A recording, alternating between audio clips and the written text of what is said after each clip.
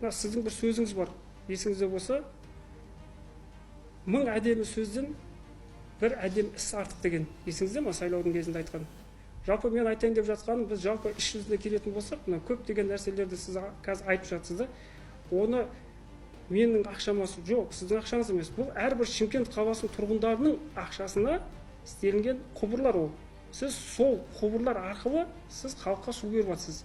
Енді мен бағанағы айтқан уәждерім, сіз бағана маған көп деген менің уәждеріме келіспей жатсыз. Келіспеймін. Енді мынаны қараңыз. Біз енді қазір көп жерде мынау көзімізді бақырайтып қойып өтірік айта беретін болдық. А біз шын мәнінде келгенде, мысалы, сіз әкімдіктен субсидия алдыңыз ғой? Да. Қанша субсидия алдыңыз? Әкімдіктен жалпы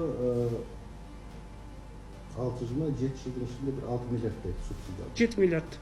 6 миллиард. Сол әнекей былай қарап отырсаңыз, сол субсидиялардың өздері мысалы заңсыз да сіздерде. Мысалы қараңыз. Енді қараңыз.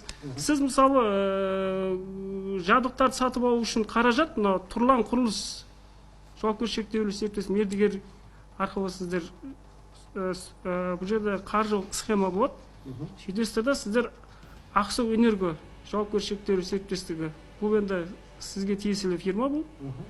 Ақсу энерго ол су арнасы сервис ЛТД жауапкершілігі шектеулі арқылы бұл жерде ақшалар осылай аударылады да, осылай тізбектеліп, қаражаттарға Қытайдан жабдықтар алынған. Тоқтаңыз. Ақсу энерго бір шеге бермеген. Анау мекеме, екінші мекемеңізді мен білмеймін де оны. Ондай мекеме бізде жоқ. Бізде ешқандай материалды алған емес. Ондай мекеме келісім шартымыз да жоқ. Ақсу энергомен сіздің айтқан екі мекемеңіз шеге бермеген. Қытай түгілі бір жұмысына араласқан емес. Бұл ақпаратты сіз қайдан алдыңыз? Менің таңым бар. Ал енді ақпарат шындыққа келетін болсақ, оборудованияның бәрін шегесіне шейін, жаңағы проводына шейін Тұрлан құрылыс ұтып алған мынау тендерді сол толық қамтамасыз еткен. Бірақ фирма, ешкім басқа фирма қатысқан емес. Бірақ енді 7 миллиардта үлкен ақша ғой. Ал енді 7 миллиард үлкен ақша болса, осы сұрағыңызға әнеуге аяқталғаннан кейін мен мемлекеттік сот экспертиза бар.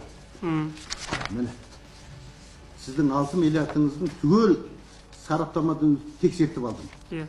Бәрі мақсатты түрде жаралған деп маған арнайы мемлекеттік эксперт беріп отырды. Жаңа өзіңіз айтып отырсыз, ойбай стратегиялық водоканал деп. Бізге осы водоканал қосылғанда жұртқа айлық бере алмағанбыз. Водоканалдың құбырлары, водозаборлары бір шашылып кеткен. 70%-дан асып кеткен тозығы мені есімнен шықпайды. 2000 жылы, 2001 жылы, 2000 жылдар мен бастық болдым ғой. Менің айлығым 5000 теңге тұғын. Көз алдыңызға келтіріңізші. Осы кәсіпорын директоры бір айлығы 5000 теңге. Орынбасарым 3000 теңге. Жұмысшылар 1000 теңгемен істеді айына. Сондай қиыншылықтардан біз өттік. Өзінен өзі үлгілі кәсіпорын болған жоқ біздің водоканал. Әзір біздің водоканал, біздің кәсіпорын су тұтынады дедім. Қазақстан емес, тынды елдердегі ең үлгілі мекеме. Ең үлгілі мекеме. Қытай мемлекетіне келіп, 2 рет тәжірибеміз үйреніп жатыр. Москваның өкіметі келіп, 3 адам келіп, біздің тазалау қондырғысын келіп, таң қалды ғой, мынандай иісті қайтып жоғаттыңыз деп. Ал енді сіздер айтасыздар, мұны ашесіздер дұрыс емес, Астананікі дұрыс деп зам әкем айтты.